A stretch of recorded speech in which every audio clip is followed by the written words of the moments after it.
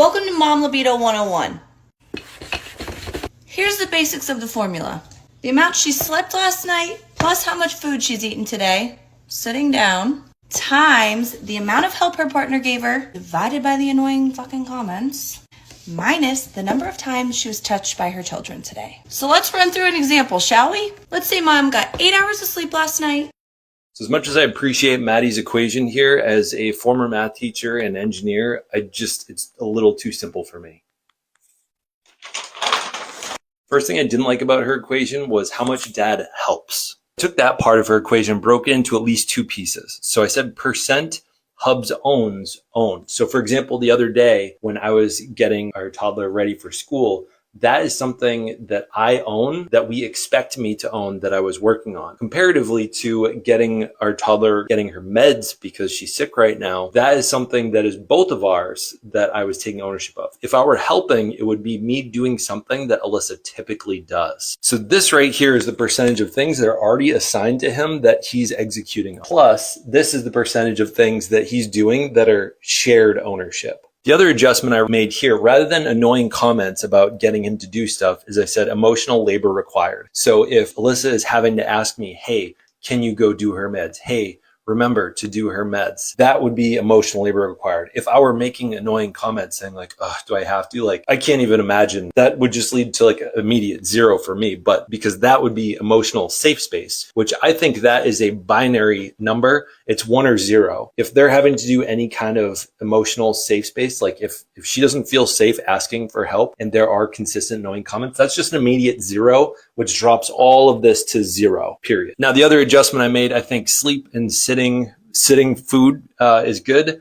I added an exponent here. So I wanted to take this from linear math to quadratic math. This would be 1 plus sort of like a mental health score. So we have unicorn space plus self-care hours divided by 10 in the past week. I don't love the number I came up with. I could have spent 2 more hours coming up with a much more complex equation, but that's just not going to fit on this app. And then the last one that I have here, which I think is different for every woman. I know I talked with Alyssa about this. She didn't completely agree with these numbers.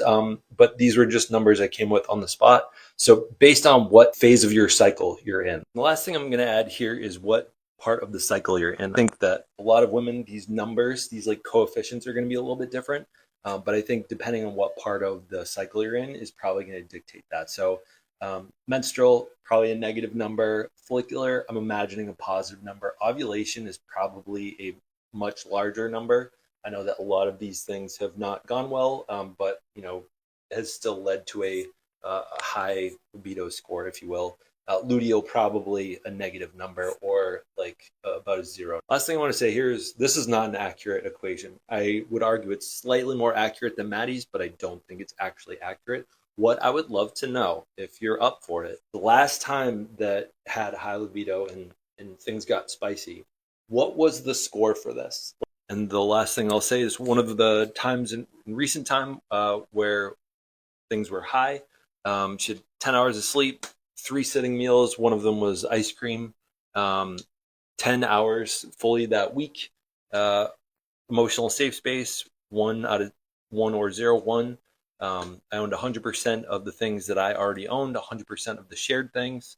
I think there was probably 1 moment of emotional labor required of her, and that was the phase. So the math comes out to 13. And because it's 10 out of 10 is 1, 1 plus 1 is 2. So it's 13 squared, which comes out to 169.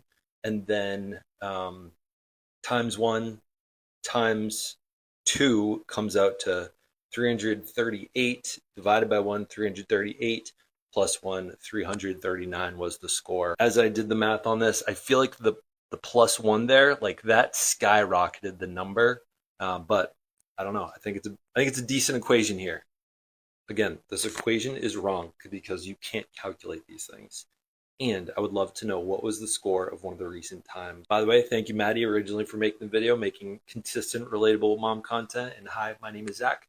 I'm a mental load coach. I teach men to better understand mental load, better understand sharing the division of labor around the home, and emotional literacy and fluency.